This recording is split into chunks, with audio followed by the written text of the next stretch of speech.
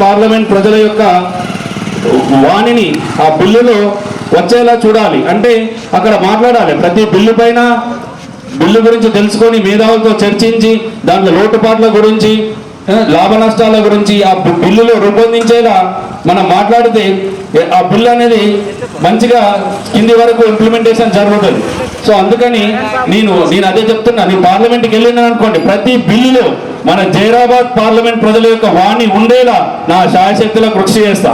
అంతేగాక మన దేశ సమస్యలు ఎన్నో ఉంటాయి, మనకు రక్షణ శాఖ ఉంటుంది, హోంశాఖ ఉంటుంది, విదేశాంగ శాఖ ఉంటుంది, అన్నింటి మీద అవగాహన పెంచుకోవాలి. మన ఎంపీలు ఎంతసేపు వాళ్ళు పార్లమెంట్లో పోతారు, కూర్చుంటారు, వస్తారు, ఏ సమస్య మీద అవగాహన పెంచుకోరు. దాని వలన మన వంతు బాధ్యత, మన దేశం దృఢమైన దేశం కావాలన్నా, ఒక అభివృద్ధి చెందిన దేశం కావాలన్నా, ఒక సూపర్ పవర్ కావాలన్నా ఇక్కడ ప్రజల యొక్క ఆకాంక్షలను ప్రతి బిల్లులో పెట్టాలి. మనం చెప్తేనే ప్రతి బిల్లు సక్రమంగా రూపొందించబడి అది ప్రజలకు చేరేలా చేయగలుగుతారు. అంతేకాకుండా ఎన్నో సమస్యల మీద రైల్వే లైన్ కావాలంటే పెద్ద సమస్య కాదు, పోరాటం చేయాలి.